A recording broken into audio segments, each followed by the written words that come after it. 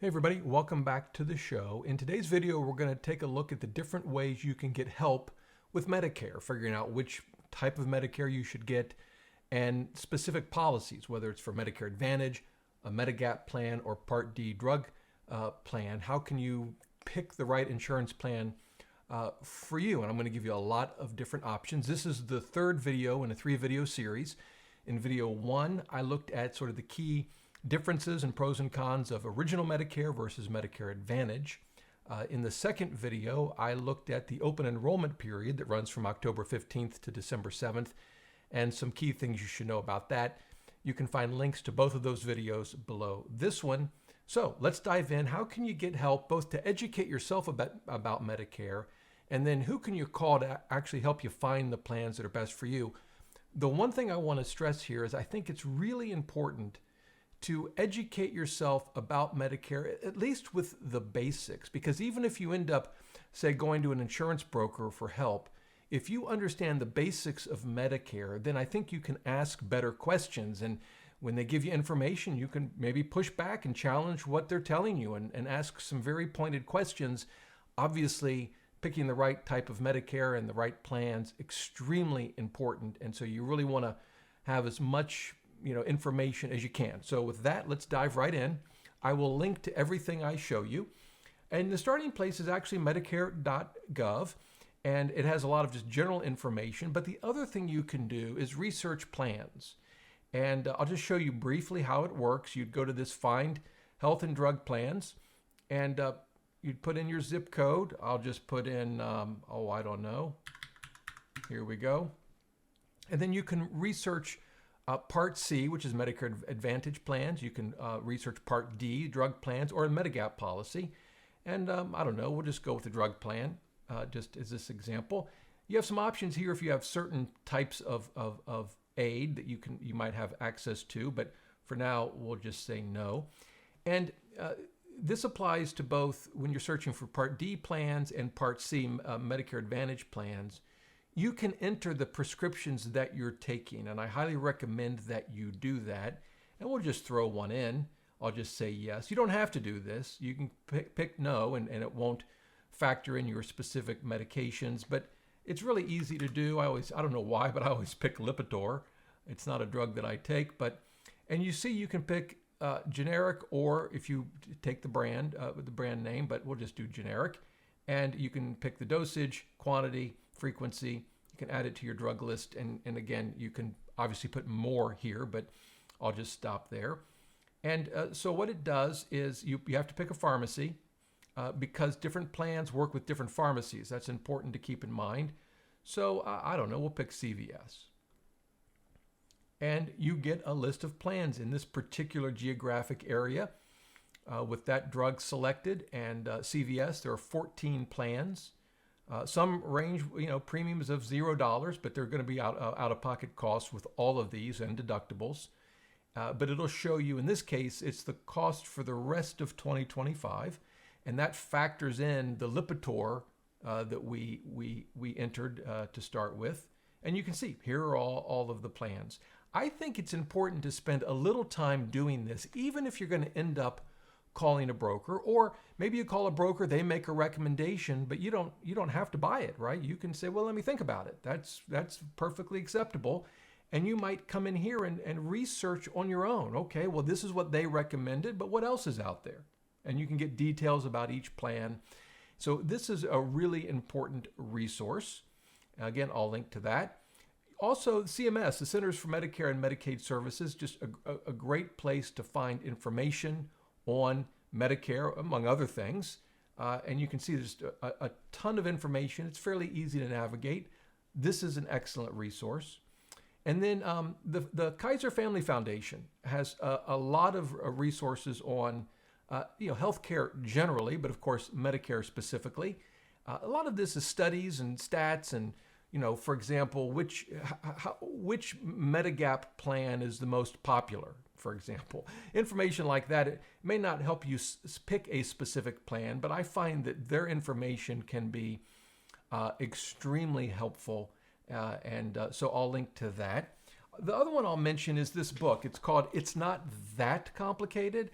I personally kind of think it is, but this was written, as you can see, by Ari Parker. He is with Chapter. Chapter is a broker that I've partnered with this channel. They will give you free guidance on your plans. But before we get to that, there's some things you need to know about brokers, including Chapter. I'll talk about that in a minute. For now, it's just a free book, and it's an excellent book. This is the 2024 version, but below this video, I'll link to a PDF version of the updated copy of this book. It's only about 80 pages, and I found it extremely useful as I was studying Medicare. So whether you work with Chapter or not, it's a free resource. I highly recommend it. And I'll also link to Medicare itself puts out a PDF. It's longer. It's about over 100 pages long. I will link to that below the video. But between all of those resources, you can become a Medicare pro at that point if you actually read all of the information I'm going to link to. Again, probably not necessary, but I think you should become familiar with the basics of Medicare so that as you go and you get help from folks, if you want to, you can do so with some basic level of information, and you can ask those questions to protect yourself.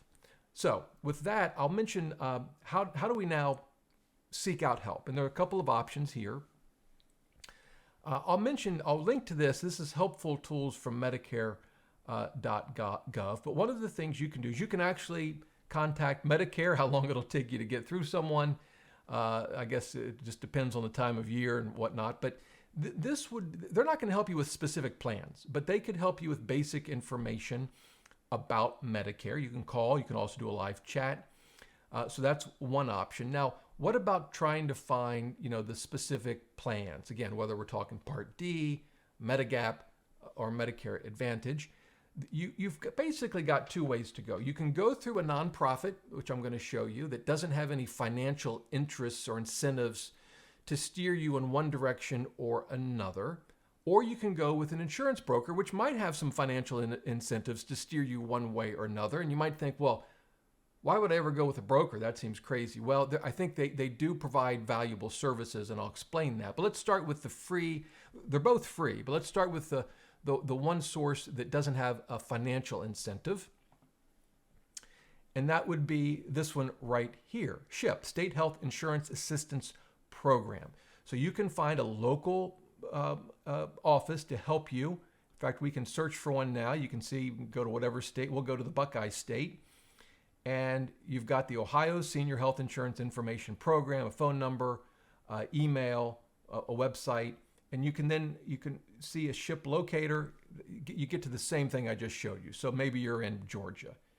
There you go. You're going to get the information based on your location, and they can help you walk through specific plans, insurance plans, again, whether it's Part D or Medigap or Medicare Advantage. They can help you walk through those options, and they don't have a financial incentive. They're not getting paid by the insurance company. So this is an absolutely invaluable resource to take advantage of. Now, there was a study conducted on whether or not state health insurance assistance programs provide accurate information. And I'll be honest, I was disappointed to see that the results weren't better than I would have thought. Here is the study. It was published earlier this year, Accuracy of Medicare Information Provided by State Health Insurance Assistance Programs. It's a rather detailed study. What I'll focus on here for our purposes is the results. The first thing that jumped out at me, it said, so what they did, they had these shoppers that sort of secretly went in and sought help, all right? And they had what they called 306 encounters. Let me see if I can make this a little bigger. There we go. 306 encounters. 40% of them, 122, 39.9%, could not be completed, most often because shoppers did not receive return calls. So you have to keep in mind, these are volunteers, and your ability to actually connect with someone. I wouldn't use this, by the way, to discourage you from reaching out to them, but you should just understand there are pros and cons to everything. And about 40%, just never could connect with a counselor to get help. The percentage of responses, though, then for those that could connect, were the answers that they were getting accurate. And well, the answer, it ranged from a low of only 26% when they were asked about a specific clinician, within a network, to 94% when they were, talking more differences between traditional Medicare and Medicare Advantage. And so, again, I don't show you this to discourage you from reaching out to them, but you should understand the realities. It's a volunteer program, and so you may have difficulty reaching them. And, the accuracy of the answers they give you, particularly as it relates to the specific policies, as opposed to just generally how Medicare works, at least based on this study, weren't great, which is just another reason to, educate yourself as much as you can, even if you're going to get help. All right. Now, what about brokers? So you can work with an insurance broker. There are nationwide brokers. There are local brokers in your area, no doubt. And some are captive to specific insurance companies, which might still be reasonable if you just happen to know what insurance company you want to work with. And some folks do. Others are not captive to a specific insurance carrier. But here's the real thing to keep in mind. Are they financially motivated? Sure, they are. They're going to get paid not by you, but by the insurance company. So the service is free to you. That's good. But they're going to get paid by the insurance companies, which raises a couple of questions. One, most brokers are only going to show you policies from insurance companies that pay them.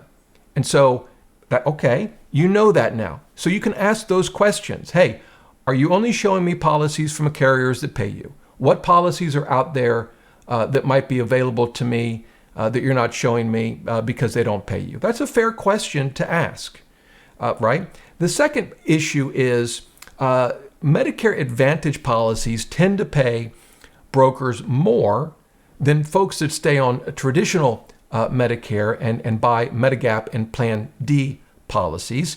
And in some circumstances, that has motivated brokers to push people into Medicare Advantage plans that might be better served on traditional Medicare. And in fact, there's a pending lawsuit right now. Let me show it to you. Here it is. It was filed earlier this year against some insurance companies and brokers. Now, this is a lawsuit. It hasn't been proven. The allegations in this complaint have not been proven true. They may be false. We don't know. It's 217 pages long. I'll leave a link to this. I don't really expect you to actually read it. I skimmed it.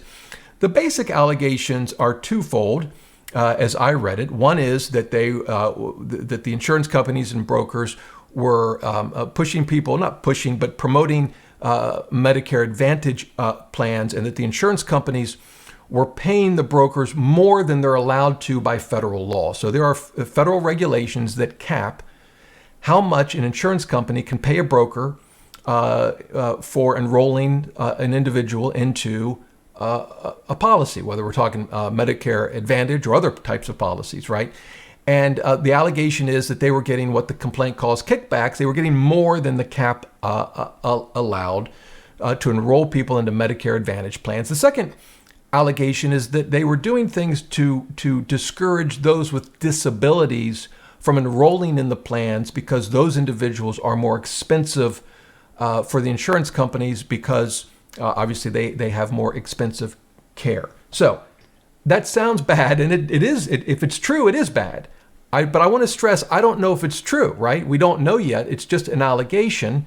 I can tell you that the defendants have filed a motion to dismiss, which if you're not familiar with how that works, I filed many of those when I practiced law. I was a litigator for 25 years. It basically says to the judge, hey, let's just assume all of the facts in the complaint are true. We did everything they said we did. There's still no cause of action here. And their basic argument is the payments that the insurance companies made to the brokers, they're permitted under federal regulations. Now, who will win? Who is right? I don't know. But I point this out not so much to scare you away from brokers, because I think they provide a valuable service, but buyer beware. You need to ask some tough questions no matter which broker you use. If they're recommending a Medicare Advantage plan, particularly if you can afford original Medicare with a Medigap policy and a Plan D drug policy, you need to be asking some questions. Why?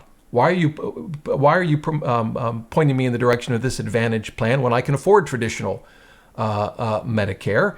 And you might want to get a second opinion. Just because you're working with a broker doesn't mean you have to buy from them. You can call up a broker, get their recommendations, and then continue shopping. And I highly encourage you to do that until you're comfortable with the choice they are recommending. I will tell you that brokers tend to get about twice as much in fees from a Medicare Advantage plan in the first year than they do with Medigap and Plan D plans. Now, they continue to earn fees as an individual stays in that plan. In year 2, the fee they get for a Medicare Advantage plan, from what I'm told and what I've read, drops significantly. And in fact, over time, a Medigap policy can actually maybe pay them a little bit more each year over time, but still the lifetime value seems to be much higher for brokers for Medicare Advantage plans than Medigap plans. So you need to keep that in mind and ask the tough questions. One of the reasons I partnered with Chapter, and you'll find their phone number below this video if you want to call them for free guidance from them, is because one, when they pay the advisors that you would be speaking with, they don't get paid based on which type of insurance you pick. They get paid the same whether you pick a Medicare Advantage plan or let's say a Medigap plan with traditional Medicare. The advisors on the phone working with you, their pay doesn't depend on what kind of plan you choose. The other thing I like about Chapter is that they will recommend policies from companies that don't pay them a fee. Now, again, that sounds great. I think it is important, but still, ask some tough questions. Ask them, hey, are there any plans you don't get a fee for that I should consider? That's a fair question. Ask them. And let me know, if you call them, let me know what your experience is. If I work with an advertiser on this channel, in my view, they are always on probation with me, always. And so if I want to hear your experiences, if you call them, good, bad, or otherwise, it helps me, evaluate companies like Chapter and know if they're good for you or not. Now, I am having Ari Parker on the show for a live Q&A about Medicare this Friday. So if you're watching this today, and today is, let me make sure, September 24th, 2025. In 2 days, I'm interviewing Mr. Parker live on the show. I'm going to ask your questions that you've sent in to me about Medicare. I am going to ask him some Chapter questions at the end. I'm going to say, you say you consider all policies, but do you really? What percentage of the policies that your folks buy are from insurance companies that don't pay a commission? I'm going to ask him that question. What percentage of policies that you guys recommend are Medicare Advantage? And how does that compare to the overall rate across all of Medicare? So these are some of the questions I'll be asking. Some of the questions you should be asking, whether you call Chapter or some other broker. So there you go. Those are sort of the different ways you can get help. The way I think through it, I'll probably use a broker when I turn 65 because I think they have the most comprehensive information about the plans that are out there. But I will have educated myself. I'll ask the tough questions to make sure I get a plan that I think is best for me, not best for the broker. So there you go.